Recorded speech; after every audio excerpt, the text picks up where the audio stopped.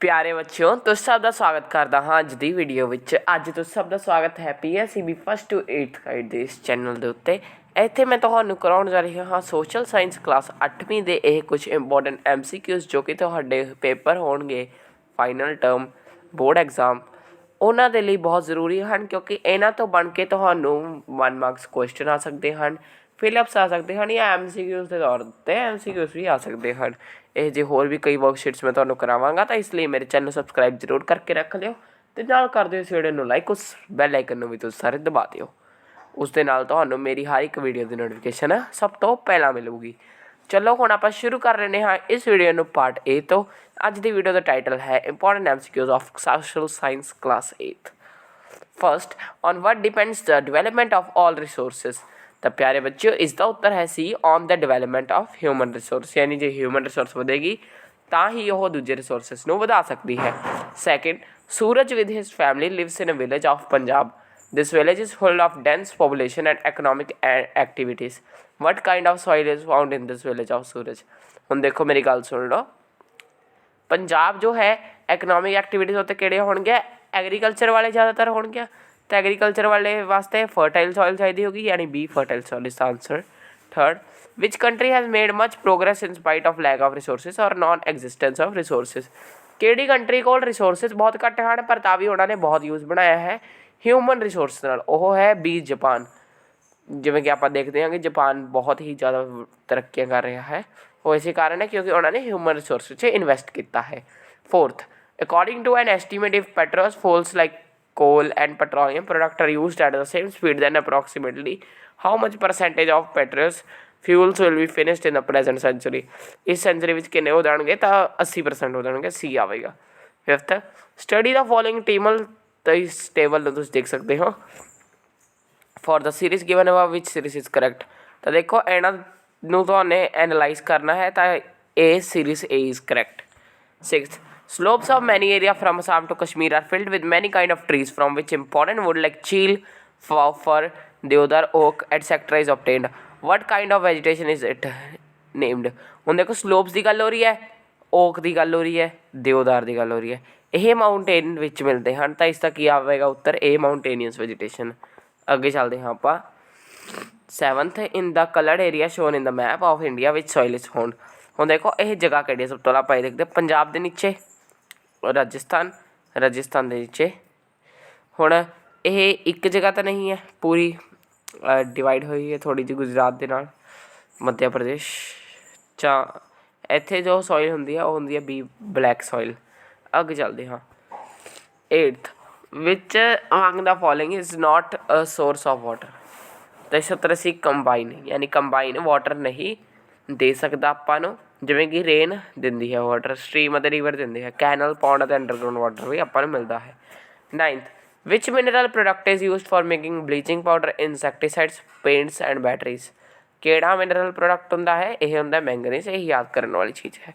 10वां, which state of India produces the maximum bauxite. तो bauxite उत्थे produce होगा जिथे मीह ज़्यादा पवेगा, मीह पैदा है आसाम में, तो डी आसाम तुहाडा उत्तर है। 11th, which metal on mixing with tin becomes bronze. तो टिन दे किहड़ा मैटल बन के मिल के ब्रॉन्ज बन जाता है, ए आयरन ओर। अगे 12th, which among the following is the best type of coal. इन्हां विचों सब तो बेस्ट टाइप ऑफ कोल किहड़ा है, तो इस उत्तर सी लिग्नाइट।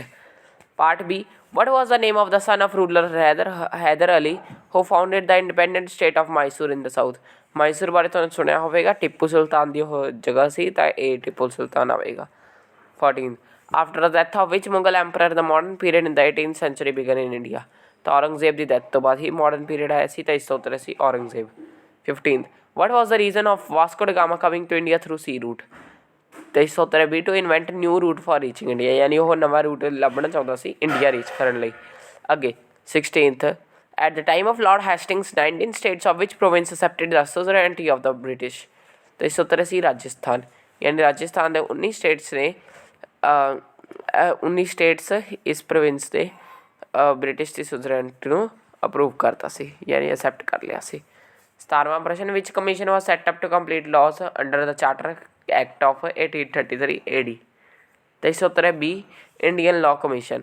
18th क्वेश्चन ਤੇ ਆਪਾਂ ਚੱਲਦੇ ਹਾਂ। What was the main centre of civil services examination at the time of lord Cornwallis. ਦੇਖੋ ਬਾਅਦ ਵਿੱਚ ਤਾਂ ਇੰਡੀਆ ਵਿੱਚ ਸੈਟਅਪ ਹੋ ਗਿਆ ਸੀ, ਪਰ ਉਸ ਤੋਂ ਪਹਿਲਾਂ ਕਿੱਥੇ ਸੀ, ਜਿੱਥੇ ਆਪਣੇ ਕੰਟਰੀ ਕਿਹੜੀ ਰਾਜ ਕਰਦੀ ਸੀ, ਬ੍ਰਿਟਿਸ਼ ਸੀ। ਬ੍ਰਿਟਿਸ਼ ਕੀ ਹੈ, ਇੰਗਲੈਂਡ ਹੈ, ਤਾਂ ਇਸ ਤੋਂ ਉੱਤਰ ਵੀ ਇੰਗਲੈਂਡ, यानी इंग्लैंड ही आएगा क्योंकि इन्होंने विच कोई भी ब्रिटिश नहीं है। India, England, America, Japan, England छड़ के यूके विच नहीं आता। 19th क्वेश्चन ते आपां चलदे हाँ। Under the Ryotwari system after how many years the amount of land revenue was increased. यानी किन्ने सालों बाद लैंड रेवेन्यू का अमाउंट इनक्रीज किया जाता है, की होगा भी 20 तो 30 साल अगे। 20th प्रश्न, farmers of which crop cultivation made the Indigo revolution.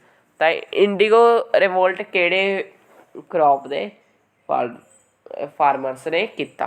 तो देखो इन्नी गल तो तुहानूं पता होगी, इंडिगो वाले सिर्फ तो सिर्फ जो इंडिगो उगाउंदा सी उही करनगे, यानी भी indigo cultivation is our answer. 21st, how many percentage of people among the tribal people lived on the islands. हुण देखो आइलैंड्स उत्ते किन्ने रहिंदे सी इंडिया दे विच, जे देखा जाए आइलैंड तो एक तो है नहीं है, आइलैंड कई सारे हैं। अते तुहाने कई डेसोलेटेड आइलैंड्स बारे भी सुनिया होगा। तो इसका उत्तर है B 2.2%।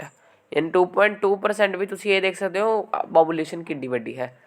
22nd, which tribe is in the north east area first of all revolted against the British. तो इस उत्तर से खसिस अगे। 23rd, in which year the first tea plantation was installed in Assam bye the British. तो इस उत्तर भी 1852 AD। 24th, in which state the cultivation of indigo was started at the end of 18th century। तो इस उत्तर है B A, Bihar and Bengal. 25th, which two governor general made reforms in the social and religious rights of India। तो इस उत्तर है A, lord William Bentinck and lord Dalhousie. 26th, in 1857 the British government started using new cartridges of rifles which had grease on them। of which grease they had on them। ਹੁਣ ਦੇਖੋ ਇੱਕ ਮੈਂ ਤੁਹਾਨੂੰ ਇੱਕ ਗੱਲ ਦੱਸ ਦਿੰਦਾ ਹਾਂ ਕਿ ਗਰੀਸ ਲੱਗਣ ਲੱਗ ਗਈ ਸੀ ਗੋਲੀਆਂ ਦੇ ਉੱਤੇ, ਇੱਕ ਕਾਰਟੇਜਿਸ ਉੱਤੇ, ਮਤਲਬ ਉਹ ਕਾਰਟੇਜ ਜੋ ਹੁੰਦੀ ਸੀ ਉਸਨੂੰ ਮੂੰਹ ਨਾਲ ਖੋਲ੍ਹਣਾ ਪੈਂਦਾ ਸੀ। ਤਾਂ ਜੋ ਹਿੰਦੂ ਸੀ ਉਹ ਕੀ ਕਰਦੇ ਸੀ, ਉਹ ਕਾਓ ਦਾ ਮਾਸ ਨਹੀਂ ਖਾ ਸਕਦੇ ਸੀ ਕਿਉਂਕਿ ਉਸ ਦੇ ਉੱਤੇ ਕਾਓ ਦਾ ਮਾਸ ਹੁੰਦਾ ਸੀ। ਅਤੇ ਨਾਲ ਜੋ ਮੁਸਲਿਮ ਸੀ ਉਹ ਪਿਗ ਦਾ ਨਹੀਂ ਖਾ ਸਕਦੇ ਸੀ, ਤਾਂ ਉੱਥੇ ਉਸ ਦੇ ਉੱਤੇ ਪਿਗ ਦਾ ਵੀ ਮਾਸ ਬ੍ਰਿਟਿਸ਼ ਨੇ ਲਾਇਆ ਹੋਇਆ ਸੀਗਾ। ਤਾਂ ਕੀ ਆਵੇਗਾ, ਆਫ ਕਾਓ ਐਂਡ ਪਿਗ, ਯਾਨੀ ਸੀ ਤੁਹਾਡਾ ਉੱਤਰ ਹੈ। 27th, which Mughal empire was captured by the British and sent as prisoner in Rangoon. ਇਹ ਤੁਹਾਨੇ ਗੱਲ ਜ਼ਰੂਰ ਸੁਣੀ ਹੋਵੇਗੀ ਕਿ ਬਹਾਦਰ ਸ਼ਾਹ ਜ਼ਫਰ ਨੂੰ ਕੈਪਚਰ ਕੀਤਾ ਗਿਆ ਸੀ ਬ੍ਰਿਟਿਸ਼ ਦੇ ਦੁਆਰਾ ਅਤੇ ਉਸ ਤੋਂ ਬਾਅਦ ਰੰਗੂਨ ਦੇ ਵਿੱਚ ਪ੍ਰਿਜ਼ਨ ਵਿੱਚ ਭੇਜਿਆ ਗਿਆ ਸੀ। Which among the following was a queen of Jhansi who fought very bravely against the British. ਤਾਂ ਝਾਂਸੀ ਦੀ ਕੁਈਨ ਦੇ ਬਾਰੇ ਤੁਹਾਨੇ ਬਹੁਤ ਸੁਣਿਆ ਹੋਵੇਗਾ, ਰਾਣੀ ਲక్ష్ਮੀ ਬਾਈ ਉਹਨਾਂ ਦਾ ਨਾਮ ਹੈ, ਇਹ ਰਾਣੀ ਲక్ష్ਮੀ ਬਾਈ। ਉਹਨਾਂ ਨੇ ਕਿਉਂਕਿ ਉਹਨਾਂ ਦੇ ਮੁੰਡੇ ਨੂੰ ਸਵੀਕਾਰ ਨਹੀਂ ਕੀਤਾ ਜਾ ਰਿਹਾ ਸੀ ਕਿ ਉਹ ਬਣ ਸਕਦਾ ਹੈ, ਕਿਉਂਕਿ ਉਹਨਾਂ ਨੇ ਮੁੰਡੇ ਨੂੰ ਗੋਦ ਲਿੱਤਾ ਸੀ। ਇਸੇ ਕਾਰਨ ਹੀ ਉਹਨਾਂ ਨੇ ਬ੍ਰਿਟਿਸ਼ ਸਰਕਾਰ ਨਾਲ ਲੜਾਈ ਕੀਤੀ ਕਿ ਉਸ ਨੂੰ ਉਹਨਾਂ ਦਾ ਉੱਤਰਾਧਿਕਾਰੀ ਬਣਾਇਆ ਜਾਵੇ। ਅੱਗੇ ਚੱਲਦੇ ਹਾਂ ਆਪਾਂ। Part C, how much time was taken to prepare the Indian constitution. Indian constitution ਬਣਾਉਣ ਲਈ ਕਿੰਨਾ ਟਾਈਮ ਲੱਗਿਆ, ਇਹ ਯਾਦ ਕਰਨ ਵਾਲਾ ਪ੍ਰਸ਼ਨ ਹੈ। ਤਾਂ ਇਸ ਦਾ ਕੀ ਆਵੇਗਾ B 2 years 11 months 18 days। 30th question, in which year was the dowry prevention law made. ਤਾਂ ਕਿਹੜਾ ਸਾਲ ਸੀ ਜਿਸ ਦੇ ਵਿੱਚ ਡਾਊਰੀ ਪ੍ਰੀਵੈਂਸ਼ਨ ਲਾਅ ਬਣਿਆ ਸੀ। ਤਾਂ ਇਸ ਉੱਤਰ ਕੀ ਆਵੇਗਾ B 1961। Who has been given the right to judicial review. ਤਾਂ ਕਿਸ ਨੂੰ ਮਿਲਿਆ ਹੈ ਜੁਡੀਸ਼ੀਅਲ ਰਿਵਿਊ ਦਾ ਰਾਈਟ।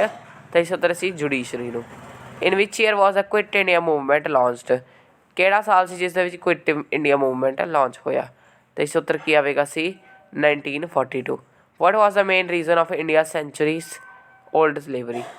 ਤਾਂ ਕੀ ਆਵੇਗਾ D religious ਬਿਗੋਟਰੀ।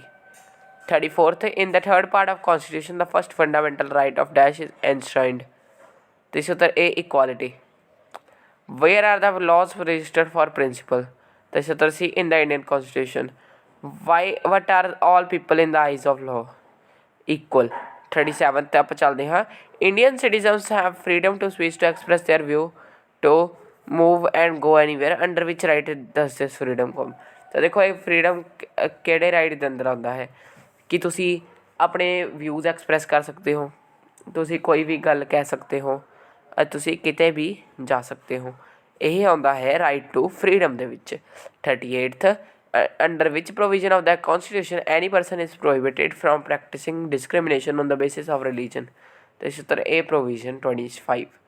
39th question, for children of which age group is their right to free and compulsory education. ਇਹ ਤੁਹਾਨੂੰ ਪਤਾ ਹੀ ਹੋਵੇਗਾ 6 ਤੋਂ 14 ਸਾਲਾਂ ਤੱਕ ਸਾਰੇ ਬੱਚਿਆਂ ਲਈ फ्री ਅਤੇ ਕੰਪਲਸਰੀ ਐਜੂਕੇਸ਼ਨ ਹੋਣੀ ਚਾਹੀਦੀ ਹੈ ਕਿ ਕਿਸ ਦੇ ਅੰਦਰ ਸਰਵ ਸਿੱਖਿਆ ਅਭਿਆਨ ਦੇ ਅੰਦਰ 40th ਅੰਡਰ ਵਿਚ article is the right to education registered ਅਤੇ ਕਿਹੜੇ ਆਰਟੀਕਲ ਦੇ ਅੰਦਰ ਰਜਿਸਟਰਡ ਹੈ ਰਾਈਟ ਟੂ ਐਜੂਕੇਸ਼ਨ ਤਾਂ ਉਹ ਹੈ A21A।